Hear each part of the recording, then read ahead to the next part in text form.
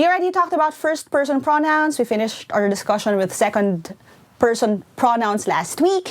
This time, we're going to talk about third-person pronouns. That's what we're going to talk about today.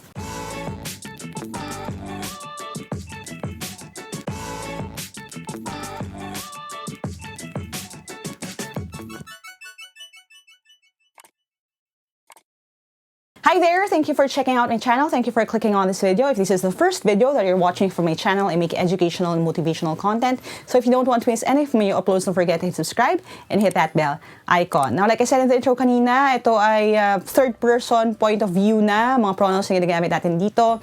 May mga earlier discussions na tayo on the different points of view, kung ano ginagamit sa first person, second person. If you haven't seen the other videos yet sa series, click nyo na lang dito or you can find the links din sa description box sa baba. Okay? And before we dive into yung discussion natin for today, just a quick little plug. If you want to help support this channel and our cause to democratize education in the Philippines, you can do that by buying our merch sa shop.teamlaika.com. Doon ko nilalagay yung mga designs that I made personally for you guys. Hopefully you like them. And sa lahat ng mga nakabili na, maraming salamat. Sa mga bibili pa lang, salamat din. And I really hope that you can help keep this channel going, okay? Thank you so much for your support. And now that we have that out of the way, I'm going to jump into yung discussion natin ngayon. I'll see you in a bit. Okay, so ito yung discussion natin ng third-person pronouns. Napag-usapan na natin yung first person tsaka second person noon. Itong third person yung medyo mas komplikado kasi marami ng mga factors that come into play. Okay, now just a quick recap. Ang pronouns, ito ay mga salita that takes the place of a noun. For example, if you have a sentence like John is here, pwede natin sabihin na he is here para hindi naman puro John yung laman ng ating paragraph. Okay? Now, again, we talked about yung different parts of speech. If hindi nyo pa napapanood, lilink ko na lang din sa taas. Okay? Now, kung napanood nyo na yung first-person pronouns, second-person pronouns, medyo mas familiar na kayo with the terms na gagamitin natin ngayon. Pero kung hindi pa, pwede nyo i-pause mo na ito tapos panoorin nyo sila. Nasa description box din yung mga links if you're watching this on YouTube. Okay? Now, dun tayo sa third-person pronoun. Ang characteristic ng third-person pronoun, kagaya ng third-person point of view, ay nakaturo siya sa iba. Ibig sabihin, hindi siya yung pinag-uusapan, hindi yung speaker, hindi niya kinakausap ang iba, okay? May pinag-uusapan na someone sa labas, okay? Or nakaturo ito. Kapag isang lalaki ang tinuturo, we use he, him, his. Kapag babae, she, her, her, or hers. At kapag naman na bagay, it or its. Now, kapag mahigit sa isa ang tinuturo, we use they, them, and theirs. Now, napag-usapan na natin nga yung first-person pronouns. Tapos na tayo sa second person. Dito ngayon tayo sa third person. If you notice, mas makapal siya. Mas marami sila. And may mga dagdag na pagkakaiba-iba sila. Now, let's start with the most basic na difference. We have yung singular na pronouns. He, she, it, him, her, it. And kapag naman plural or higit sa isa, they, them, and their. Meron tayong iba-ibang mga cases na tinatawag. Subjective, kapag siya ang tigagawa sa isang sentence, yun yung he, she, it, at they. Objective naman, kapag tigatanggap sila, so him, her, it, them. And possessive, okay, pag pagmamay-ari ang pinag-uusapan. But hindi lang dyan natatapos ito. Again, like I said, mas komplikado siya kaysa dun sa first at second person, no? Meron kasing masculine pronouns, yung he, him, at his. Kapag feminine naman, okay, babae ang pinag-uusapan or babae ang may-ari, we use she, her, or hers. Kapag bagay, it, its. And again, kapag marami, ganito. Now, quick note here, kung plural ang pinag-uusapan, whether yan ay parehong babae, parehong lalaki, lahat babae, lahat lalaki, or mixed, we just use they or them. Okay? Now, paano natin ito mas ma-visualize? Let me talk to you about yung each case muna. Okay? Yung subjective, again, siya ang tigagawa sa isang sentence. If you have a line na blank is beautiful and lalaki yung pinag-uusapan, we say he. He is beautiful. Pag babae naman, she is beautiful. Kapag bagay, it is beautiful. Okay? Kapag marami, they are beautiful. Okay? Now, yung they, whether maraming babae, maraming lalaki, maraming bagay, kung photos yan or kung sculpture yan na marami, they are beautiful pa rin. Okay? Objective, again, tigatanggap sila sa isang sentence. So, pag sinabi natin, mom loved blank, kung lalaki, mom loved him. Kung babae, mom loved her. Kung bagay, mom loved it. Kunyari, regalo. Di ba? Or kung marami naman, mom loved them. Okay? So, yan yung objective. Now, kung possessive naman, ito yung set natin ng examples. Kung kwartong pinag-uusapan, this is his room, kung lalaki may-ari. This is her room, kung babae ang may-ari. Pwede rin, this is its room, if we're talking about, say, a camera setup or set of lights, di ba?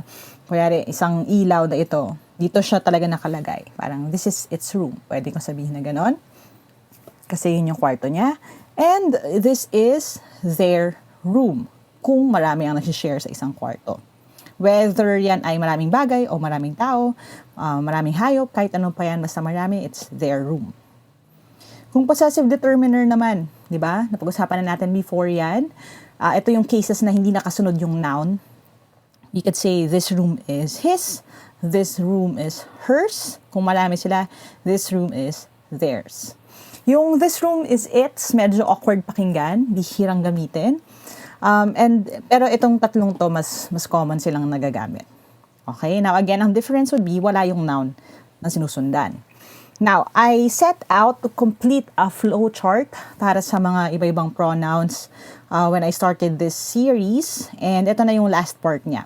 Yan. Okay, medyo detalyado kasi nga, again, maraming iba-ibang mga pronouns kapag third person. Ang goal ko is, kakabitan ko ito ng dito dun sa second person na ginawa nating flowchart, ng first person na ginawa nating flowchart. Tapos, I'll see if I can make an entire infographic or a map that you can use. If available na siya, ililink ko na lang siya sa description tsaka sa comments. No? Pero pagsasama-samahin ko basically lahat ng mga pinag-usapan na natin before. Now, ganito yung itsura niya. Again, balikan natin sa unang tanong. Sabi, does this involve you? Kung yes kasi, first person. Napag-usapan na natin dati. Kung no naman, next question would be, are you addressing the person directly? Siya ba ay kausap mo? Now, kung kausap mo siya, you answered yes, it'll be yung second person pronouns natin. Yung you, your, yours.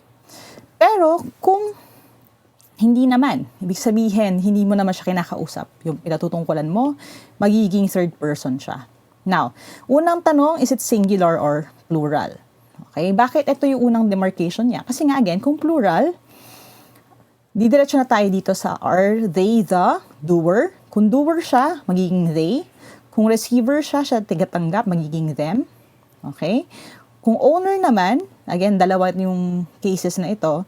We have yes, kung nakasunod yung noun, kaya their room, pero kung no naman, magiging theirs.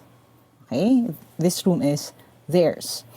Kung singular naman, okay, at hindi na siya plural, next question would be, are they the doer? Now, kung doer at lalaki, magiging he. Doer na female, she. Doer na thing, it. Kung receiver naman, male, him. Female, her. Thing, it. Now, it gets a little more complicated kapag owner. Kasi pag owner, again, split natin siya. Does the noun follow? Yes. Now, kung nakasunod yung noun, male, his room, her room, its room. No, his, hers, and its. Okay? So, ganyan yung pinaka-flowchart niya. This is a closer look at all of the information. Again, ito yung kapag third person lang. We already have a flowchart like this for the second person, tsaka for the first person pronouns. Okay? Now, paano naman siya in action? When you are answering a quiz or writing a paper or doing anything like that, you can visualize the flowchart or the questions, the key components, no? If you have something like this, you have two blanks. Sabi, have you met Ron? Blank family owns this house.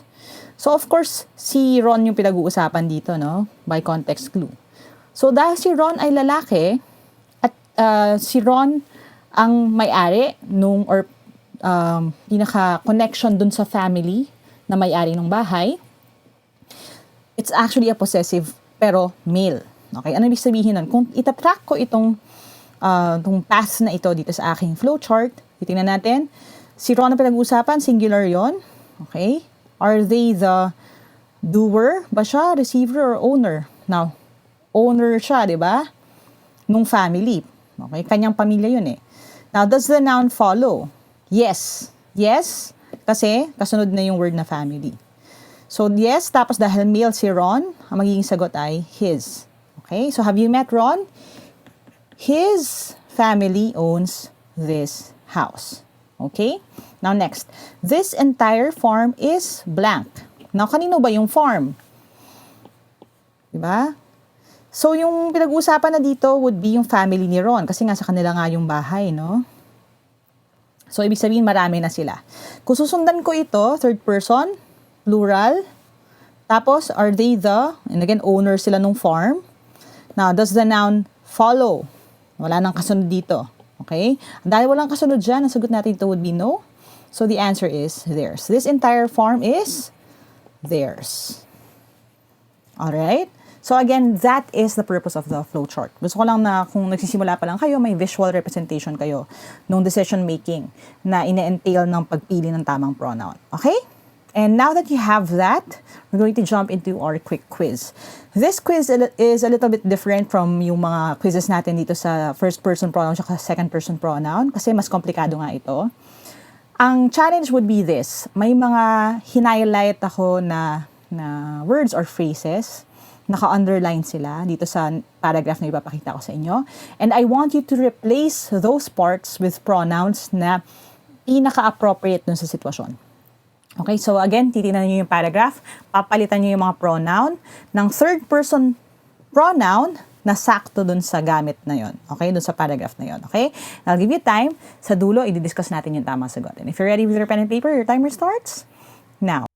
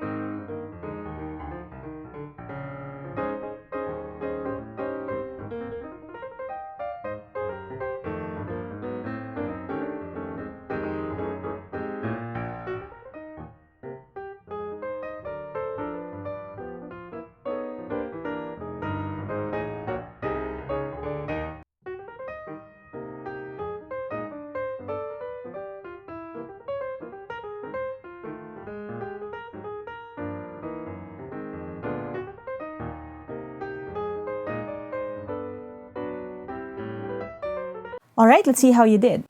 So, basahin muna natin yung paragraph, no? Para makita nyo kung bakit talaga importante yung pronoun. Kaya ganito yung dinesign ko na quiz for you. Sabi, D was 9 years old when D had D's first strawberry. Di ba? Ang ridiculous kapag hindi natin ginamit yung mga pronouns natin. And this is a bit of a shout out din. So, sa aking partner in crime sa psychology sa Messiah College. So, Didi, happy birthday. I know this is a little bit late, pero yeah, I'm grateful for the friendship. Okay? So, ito, kunyari lang ha, hindi naman to nangyari kay Didi talaga, pero siya yung ginamit kong name.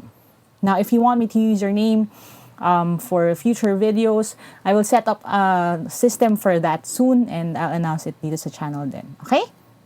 Now, this entire family went to Baguio. So, ibig sabihin, naka-underline ito, itong buong ito, papalitan din natin siya ng isang pronoun. So, ganun lang yung gagawin natin dito sa quiz na ito, okay? Bawat isang naka-underline na yan, papalitan natin ng pronoun. Okay, now, pinaghiwalay ko lang ito para mas may space lang ako to write things down. Pero it's the same thing na meron kayo sa first panel kanina. So, D was 9 years old when D had D's first strawberry. So, we're talking about third-person pronouns here. D is a girl, okay? Kung hindi nyo yan nakuha agad dun sa name, nakalagay naman dito her family, no? Okay, so may clue rin kayo dyan. So, papalitan natin yung D. Gawin natin, D was 9 years old when, okay, she had blank first strawberry. Now, you see right here, it means ownership ang pinag-usapan. So, at dahil kasunod yung first strawberry, we say, had her first strawberry, hindi hers. Okay? Kasi kasunod yung kinain niya, which is yung first strawberry. Okay? Now, next, sabi, D's entire family went to Baguio. So, kung naka-underline yung buong family daw niya, that would mean na marami sila. So, we could switch this up. Gawin natin siyang plural na pronoun, magiging they. Okay? Now, bakit they? Kasi went, gumawa sila. So, they did something. Sila yung tagagawa ng pag-alis. So, they went to Baguio. Next, ito ulit. D and her family visited all the tourist spots. So, again, sila yung nag-visit. So, we could say na they ulit. They visited all the tourist spots. D and her family's trip was pretty great. So, again, apostrophe S, ownership na ito ngayon. So, ibig sabihin, magiging their ito. Their trip was pretty great. But none of the good things D and her family experienced, okay, D and her family na naman, so they experienced, came close to D having D's first strawberry. So ito again, pag mamayari, nakalagay yung strawberry uli. So ibig sabihin, her first strawberry. Okay, so far okay pa ba kayo? Again, it's she, her, they, their, okay? Tapos, they, and then her. Alright, so dito na tayo sa next one. Sabi, D's cousin, si Johnny. So, kaninong cousin siya? Okay, possessive ito, no? At si D ang may-ari. Babae si D. So, this has to be her. Her cousin, Johnny, opened Johnny's bag. Kanino yung bag? And again, kasunod na kasunod, no? So, ibig sabihin ito kay Johnny. Lalaki siya. Okay? Tapos, possessive. So, dapat, opened his bag, tore the wrapping away, asked D to cup D's hand. So, again, pag mamayari, kasunod na kasunod. So, this will be her hands, hindi hers, and gave D a handful. Now, of course, yung D papalitan natin. But the question here would be, siya ba ay tigagawa? Or subject ba siya sa case na ito? Or tigatanggap lang? Now, if you noticed, doon sa kwento, kung tatagalugin natin, no, si Johnny, yung pinsan ni Didi na si Johnny, binuksan niya yung bag niya, tinanggal niya yung wrapping, tapos sabi niya kay D na i-cup daw yung hands niya, at binigyan niya si D ng handful. Now, sino ang nag-give? Diba? Ang nag-give ay si Johnny. Si D dito ay tigatanggap lang ng strawberry. So, ibig sabihin, hindi ito pwedeng maging she. Ito ay her. Gave her a handful. Next, Johnny watched. Okay, so sinong nanood? Ito ay action, no? Nanood si Johnny. So, ibig sabihin siya ay subject here. He watched as D took a bite. Now, ano yung ginawa ni D dito? May action ba siyang ginawa o tigatanggap lang din siya? Now, you notice ang sabi, nag-take daw siya ng bite. So, ibig sabihin, gumawa rin si D. Nag-take siya ng bite eh. So, as she took a bite, hindi her. Okay? Johnny smiled as D's jaw. So, D is a girl as her jaw, kasi kasunod na kasunod eh, dropped to the floor. D's life, okay, so her life was changed by that strawberry. That was when the strawberry became Dee's favorite fruit. Now, kung gusto kong palitan yung the strawberry, what I could look at would be the fact na ang strawberry ay bagay, no? It's a thing. So, kung thing siya, at nag-iisa lang siya sa case na ito, we could say it. It became Dee's favorite fruit. Okay? So, again, we have her, his, her, he, she, her, and then it. Yung pinaka-last. Okay? Now, I hope you got all of these correctly. If you didn't, that's okay. I'll be posting more questions on my Instagram account. So if you don't follow me yet, you can follow me at Laika Maravilla on Instagram. Doon ko pinopost yung mga quick quizzes, the story function natin. And we also have a dedicated account for Team Laika, yung mga other quick quizzes, lalo na yung mga throwback quizzes natin. For the updates naman ng ibang mga events at iba pa, nasa Team Laika naman siya on Instagram. And if you have a TikTok account, you can find me there at Team Laika for the educational content, yung mga math and language videos, and at Laika Maravilla for the more personal stuff, mga motivation videos, advice videos, and just a peek sa aking personal life. Okay? See you guys online. Alright, I hope you learned something today. If you did, click thumbs up. Make sure that you share this video with your friends. Lalo na kung mag-exam din sila. That way, mas marami tayong matutulungan. And as always, if you want to reach out to me directly, get the reviewers that I made, join the online or library events, you can go to www.facebook.com/teamlaika for more information. And subscribe na kung hindi ka pa nakasubscribe. Hit that bell icon. Marami pa tayong pag-uusapan soon. I would hate for you to miss those. And if you want to request any content na gusto nyong gawin natin soon, comment nyo na lang din sa baba para maipila natin yan. Okay? Thank you guys for watching. As we always say sa channel na to, never stop learning. Adja, adja. Kaya niyan. I'll see you in my next video and bye for now.